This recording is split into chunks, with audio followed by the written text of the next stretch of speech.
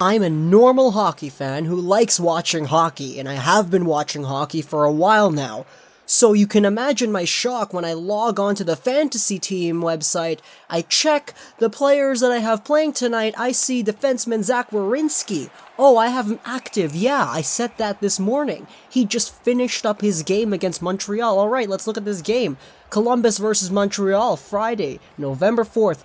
The score is, oh my god, the score is 10-0. Do my eyes deceive me? I looked at this and I said, what? So then I made a Google search, Columbus Blue Jackets, and when I searched this up, it showed up 10-0 for Columbus. Montreal loses their first game in regulation against the Blue Jackets, and it is an absolute smoker. You say that for games that are 4-0, 5-0, some 3-0 games. You say, oh, they got blown out, but 10-0, a 10-goal lead, and a shutout? What was it, like 30 saves for Bobrovsky? That is incredible. This was an interesting game to watch. I went on to NHL.com, I went to Sportsnet Canada, looked at all the highlights, checked out the goals that were going in, and it was just goal after goal after goal. The cannon was going off. The fans were going crazy, chanting, "We want 10" at the 9-goal mark. But taking a look at this game and realizing that, oh my goodness, Michel Therrien, you left Al Montoya in for this entire game? Are you kidding me?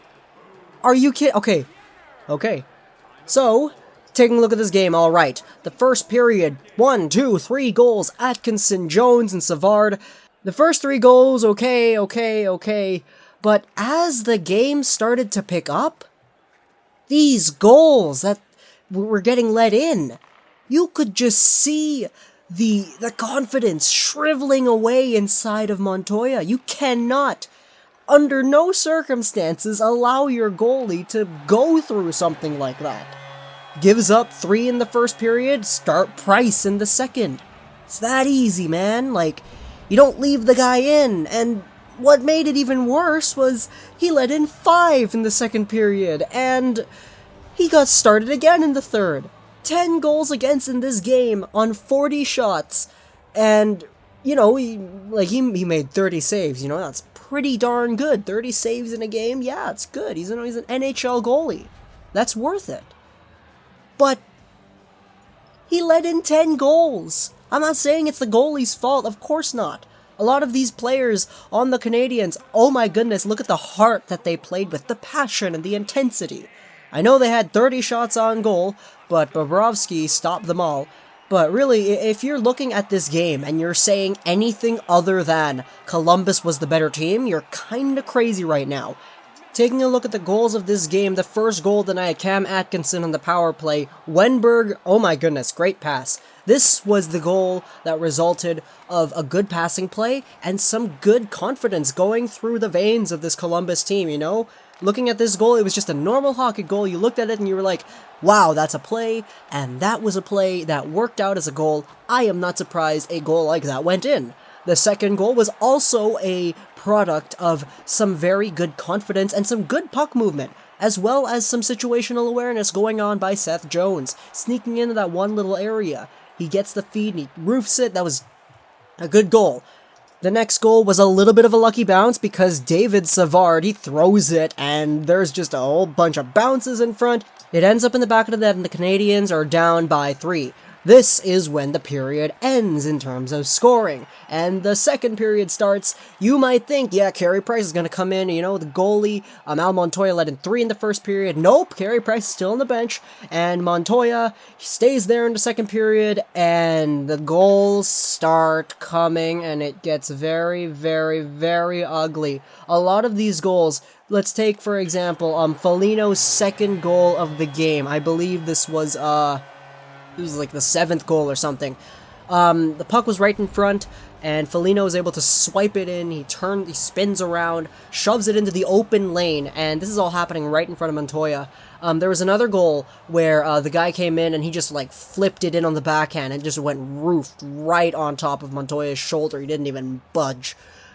This is the point where Montoya's confidence, it was just bad to watch the highlights because I didn't want to look at that, man. You can see just the demeanor of this guy getting thrown out the window because his coach is leaving him into a game where he's let in at this point 5, 6, 7, 8 goals.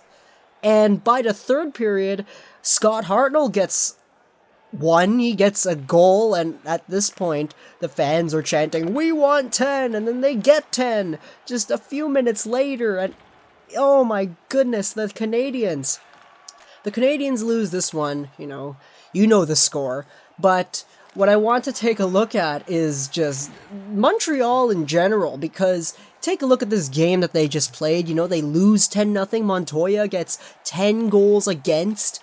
That's horrible. Who are the Canadiens playing next? They're playing the Flyers tomorrow. Now, Price, no doubt, Price is going to play this next game. There's no way Montoya gets put in after a horrible game like that. You can't sugarcoat it You can't sugarcoat it at all. That was a bad game.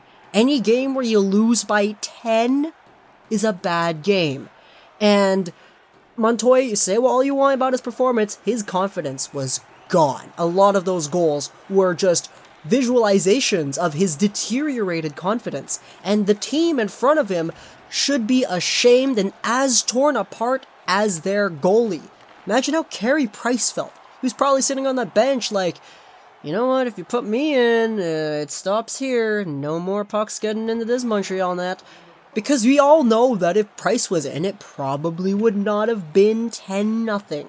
Now, I don't know too much about the Canadiens right now. I don't know why Price didn't start. Maybe he started the last game. I mean, he got that shutout against Vancouver, so I mean, it makes sense to give the guy a break and to let Montoya play.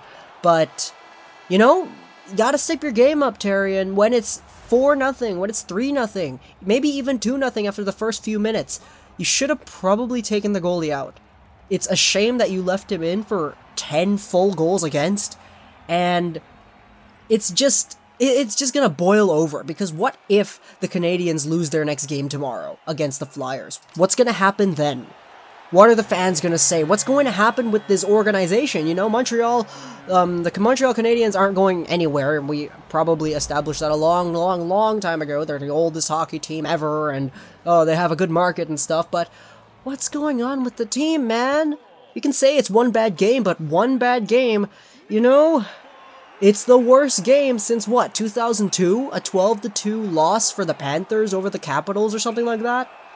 One thing I would like to mention, though, is during this game, this entire game, 10 goals against and everything, Shea Weber and Alexei Emlin, they're not on the minus sheet.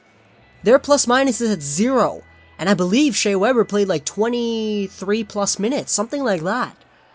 I look at that and I say, oh boy, Montreal, you guys got yourself a good defensive pairing. I don't know if Weber's playing with Emlin. I think that might be the case, considering the fact that their plus-minuses are equal.